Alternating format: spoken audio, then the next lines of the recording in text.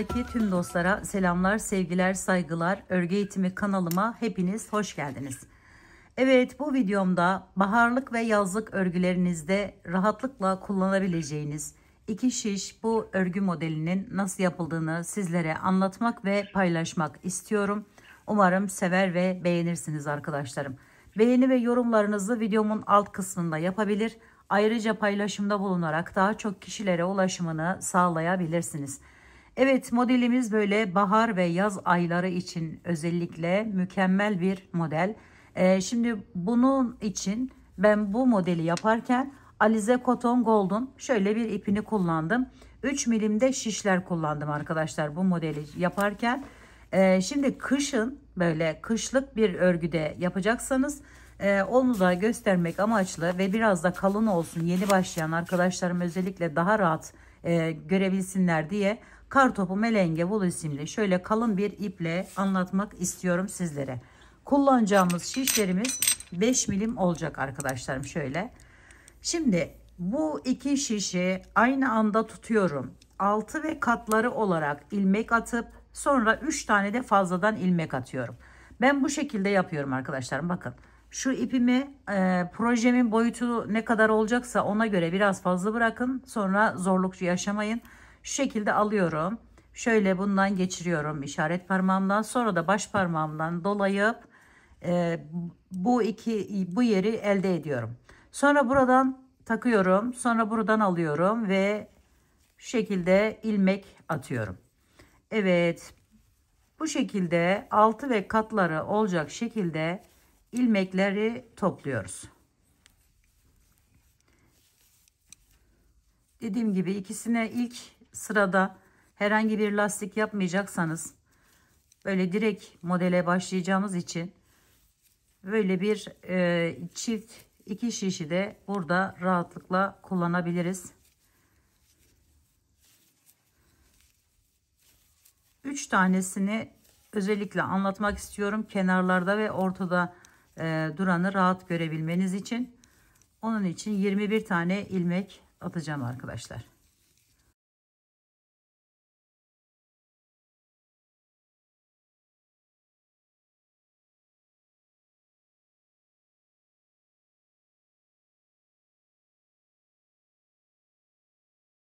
İki, 4, 6, 8, 10, 12, 14, 16, 18, 20, 21. Evet, şimdi bunu çekiyorum bir tanesini. Şöyle bu kenar ilmeğimi arkadaşlarım şöyle alıyorum buradan ve düz bir şekilde örüyorum. Yanına gelen bu ilmeğimi yine düzden örüyorum. Sonra üzerine alıyorum. Şu şekilde aldım. Buradan 5 tane ilmeği 1 2 3 4 5 tane ilmeği bu şekilde takıyorum. Şu şekilde arkaya doğru şişimi geçirdim. Şimdi bunu buradan hepsini birlikte alıp içerisinden bir tane önce ilmek çıkartıyorum. Sonra üzerine alıyorum şu şekilde bir tane daha çıkartıyorum. Yani 5 tane ilmekten 3 tane ilmek çıkarttık. Bir tane de kenarda arttırdık.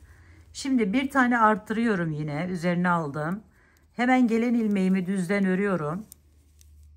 Sonra bir tane daha üzerine alıp yine 5 taneyi 3 4 5 birlikte önce bir tanesini çıkartıyorum ilmeğin. Sonra üzerine bir alıyorum ve bir tane daha yapıyorum. Evet, şimdi bir tane üzerine aldım. Hemen birini düzden örüyorum.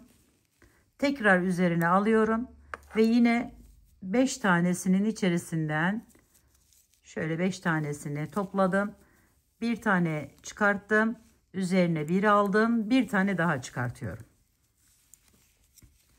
Sonra bir tane üzerine alıp kenarda kalan tek olanı düzden örüyorum. Kenar ilmeğini takıyorum.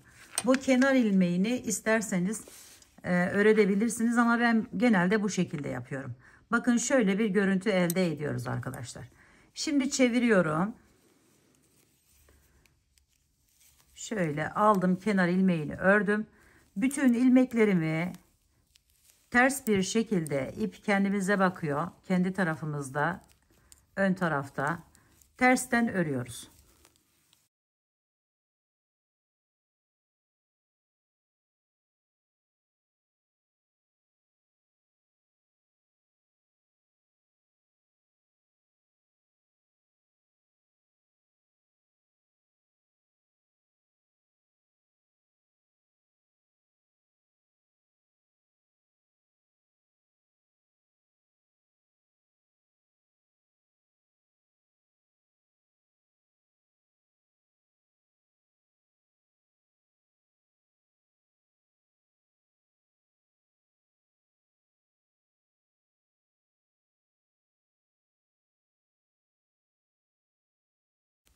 Evet, şimdi arkadaşlarım üzerine bir alıyorum. Yani kenardaki ilmeğimi normal örüyorum. Buradan devam ediyorum. Şimdi bu kenardaki sürekli bu şekilde devam edecek. Ördüm bunu. Yanındakine 2, 3, 4, 5, 6, 7, 8, 9. Bakın kenarda kaydırma ile gideceğimiz için şimdi 9 tane bu ilmeği bu şekilde düzden ördüm. Sonra üzerine bir alıyorum şu şekilde. Bu iki ilmeğimi, bakın içerisinden çıkarttığımız bu iki ilmeği şöyle üzerine aldıktan sonra şuradan şu şekilde şöyle bu ikinci ilmeğin arkasından giriş yapıp düz bir şekilde onu da örüyorum. Sonra tekrar yine aynı şekilde devam ediyoruz.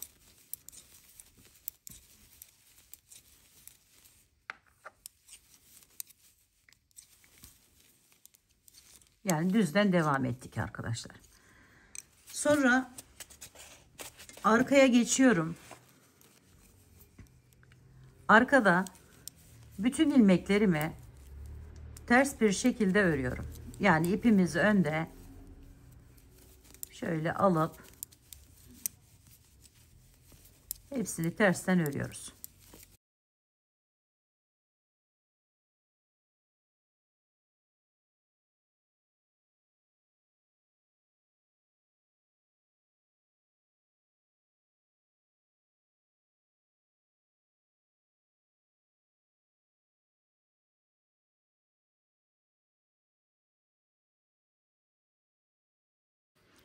Arka sırayı tersten örüp geldikten sonra şöyle kenar ilmeğimi normal bir şekilde örüyorum. Sonra arkadaşlarım bu düz olan ilmeğimi de örüyorum. Burada arada arttırmış olduğumuz ilmeğimizi de örüyoruz. İçinden 3 tane çıkartmıştık. İlkini örüyoruz. Düz bir şekilde. Sonra üzerine bir alıyorum. Yanında bu ikisini, şu ikisini arkadaşlarım, şöyle arkasından giriş yaparak alıp bu şekilde düzden örüyorum. Sonra devam ediyorum. 1, 2, 3, 4. 4 tane düz ilmek ördüm. Sonra yine üzerine bir alıyorum. Bakın bu üçlünün ikisi bu. Hemen yine bu şekilde ikincisinin arkasından kendimize bakan taraftan yani ön taraftan giriş yapıp düz bir şekilde örüyoruz. Şöyle. Sonra yine devam ediyoruz. 1, 2, 3, 4. Dördünü ördük. Düzden sonra üzerine aldık. Yine ikincisinin arkasından giriş yapıp şekilde düzden örüyoruz. Diğerlerini düz bir şekilde örüp arka sıraya geçiyoruz. Bakın şöyle. Şimdi arkaya geçtim. Bütün hepsini tersten yani ipimiz önde örüyoruz arkadaşlar.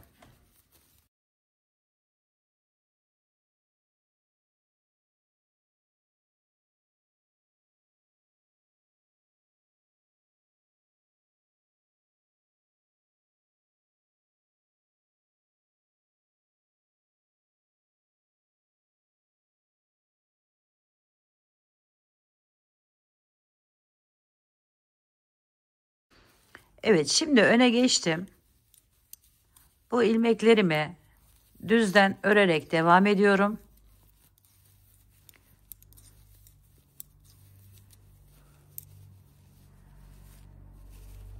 Buraya geldiğimizde arkadaşlar bakın 2, 4, 5. Yani bu kenarda burayı atlamış oluyoruz. Kaydırma yapacağımız için burayı bu şekilde hiçbir işlem yapmadan 2, 4, 5 ilmeğimizi örüyoruz. Sonra üzerine bir alıyoruz. Buradan 5 tane ilmek takıyoruz. Bakın 2, 3, 4 ve 5. 5. ilmeği taktıktan sonra bunun içerisinden geçiriyorum. Üzerine bir alıyorum. Tekrar bir tane daha aynı yerden ilmek çıkartıyorum. Ve çıkarttım. Bakın şöyle bir görüntü elde ettik. Sonra yine üzerine bir alıyorum. Ve bu ikisini birlikte ördüğümüz ilmeğimiz. Ona geldim. Onu düzden örüyorum. Sonra tekrar üzerine alıyorum. Ve 5 tanesini yine takarak devam ediyorum. 2, 4, 5. Bunları da birlikte örüyorum. Üzerine bir aldım. Tekrar bir tane daha ilmek çıkartıyorum içerisinden. Şöyle bir görüntü elde ediyoruz. Şimdi üzerine tekrar bir alıp buradaki kalan 4, 3, 2, 4 ilmeğimi, birisi kenar ilmeği şu şekilde örüyorum. Bakın 4 tane ilmek, yani 3 tane bu tarafta kaldı. Yine aynı şekilde 3 tane de bu tarafta var arkadaşlar. Şimdi çeviriyorum.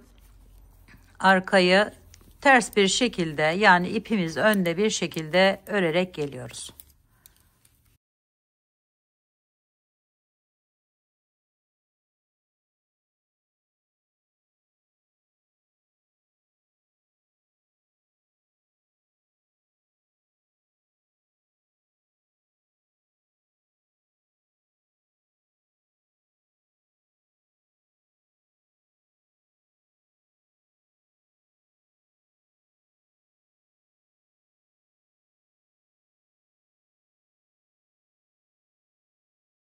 Ve bakın şöyle bir görüntü elde ettik. Şimdi arkadaşlarım burada şöyle bunu hemen düzden örüyorum. Devam ediyorum.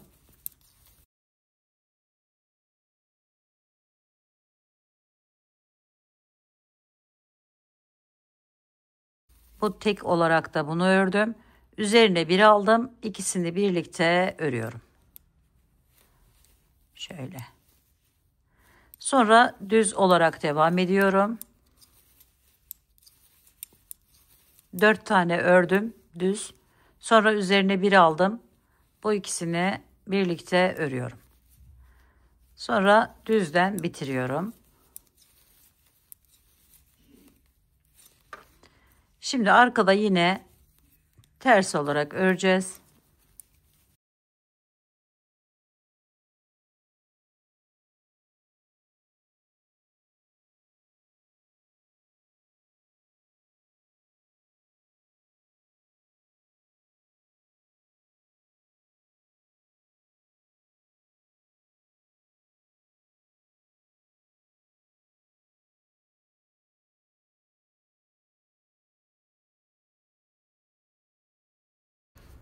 Evet, öne geldik. Şimdi arkadaşlarım burada kenar ilmeğini ördüm. İlk sıraya geri döndüm. Bir tane düzü örüyorum. Üzerine bir alıyorum. 5 tanesini topluyorum. 2, 3, 4, 5. Sonra hepsini birlikte örüyorum. Üzerine bir aldım. Tekrar bir tane daha ilmek çıkartıyorum. 3'e çıkartmış oldum. Üzerine bir aldım. Bu ilmeğimi düzden örüyorum. Tekrar üzerine bir alıyorum. Ve bu 5'ini bakın şurada 2, 3, 4, 5. 5'ini birlikte örüyorum. Yani ilmek çıkartıyorum içerisinden. Üzerine bir aldım. Bir tane daha ilmek çıkartıyorum. Ve bunları şimdiden çıkartıyorum. Şöyle bakın. Şimdi üzerine bir alıyoruz. Bir tane düzden örüyoruz. Tekrar bir aldık. Ve kalan 5'i 2, 4, 5 kenar ilmeği hariç Onu da aynı şekilde 3'e düşürüyoruz. Kenardan bir artım yaptık ve kenardakileri örüp arka sıraya geçiyoruz. Bakın şöyle çok güzel oluyor arkadaşlar. Benim çok hoşuma gitti. Şimdi çeviriyorum ve hepsini tersten örüyorum.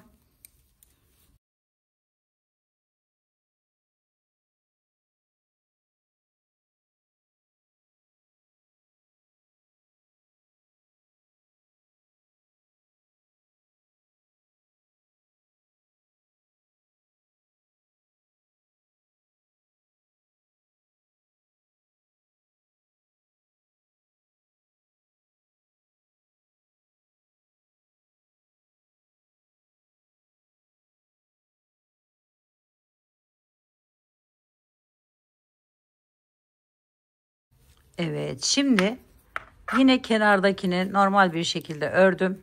Bunu da aynı şekilde, bunu da normal bir şekilde örüyorum. Bunu da. Bakın şöyle. Şimdi bu ikisini üzerine bir alıyorum. İkisini şu şekilde biraz gevşetelim. Arkasından, ikincinin arkasından ön taraftayız. Giriş yapıp bu şekilde alıp çıkartıyoruz. Sonra devam ediyoruz. Düz bir şekilde 4 tane. 1, 2, 3, 4. Üzerine bir aldık. Yine aynı şekilde bunu da ikisini birlikte alıyoruz. Sonra 4 tane yine örüyoruz. 1, 2, 3, 4. Üzerine bir aldık. İkisini birlikte örüyoruz. Sonra düzden bunlara devam ediyoruz. Ve bakın şöyle bir görüntü ortaya çıkıyor arkadaşlar. Sonra çevirdim. Devam ediyorum. Tersten arkaya.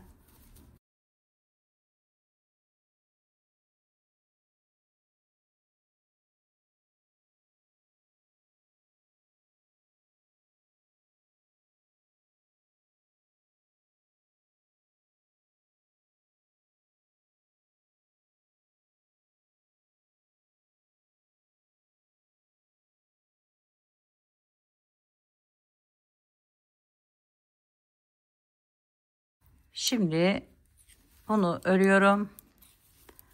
Bu kenardakileri de örüyorum.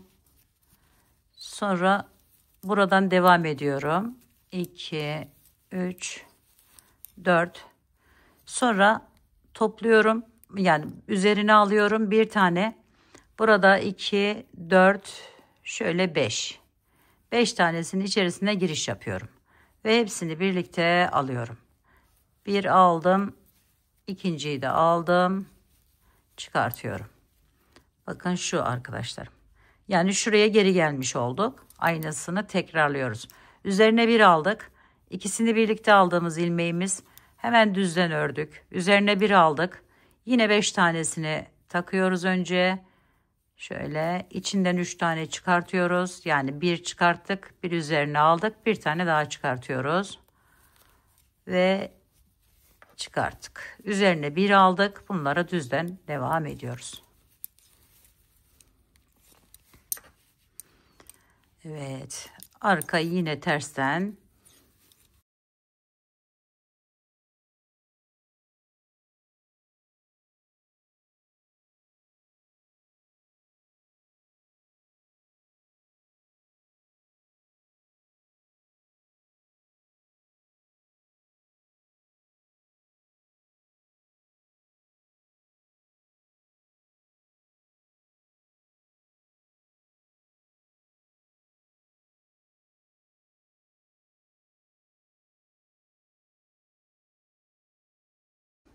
Ve arkadaşlarım bakın. Şöyle güzel bir desen model ortaya çıkmış oluyor. Aynı şekilde tekrarlıyoruz. Yine buraya geldiğimizde yine bunları birlikte örüyoruz arkadaşlarım. Bir tane daha yapalım. Daha net anlaşılsın. Şöyle aldım. Kenardakini ördüm. Üzerine bir devam ediyorum. Düzden hepsini örerek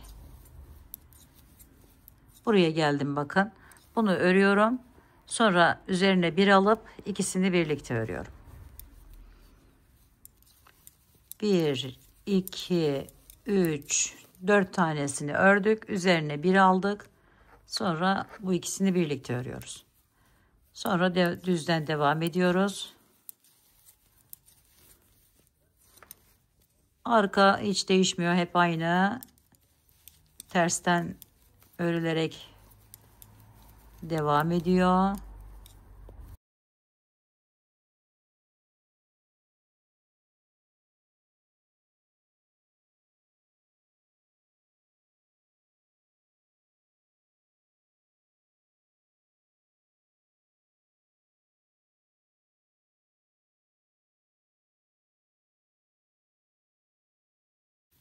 Şimdi öne geçtik. İlk sırada yaptığımız işlemi yapıyoruz. Bir tane düz ördük. Üzerine bir aldık. 5'ini topluyoruz. 2, 3, 4, 5 birlikte ördük. Şöyle 3 tane ilmeği çıkarttık içerisinden. Sonra üzerine bir aldık. Bir tane düz örüyoruz. Üzerine bir aldık. 5'ini yine topluyoruz. 2, 3, 4 ve 5.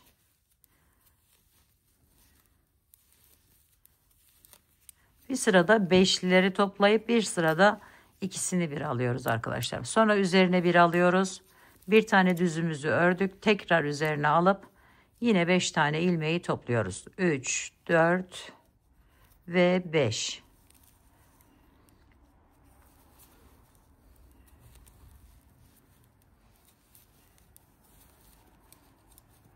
Bir aldık üzerine ve kenardaki düzümüzü örüyoruz.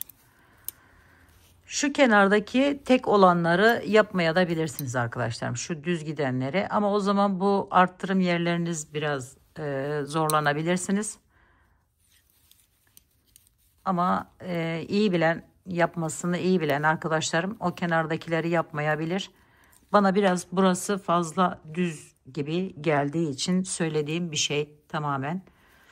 Şimdi buradan devam ediyoruz. Ters olarak arka sıra.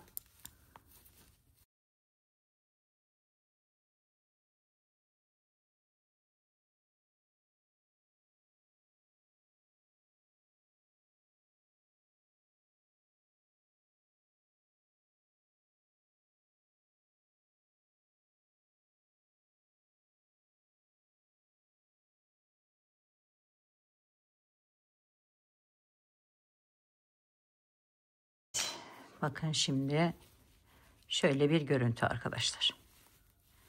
Şuralarda minik minik fındığa da benziyor.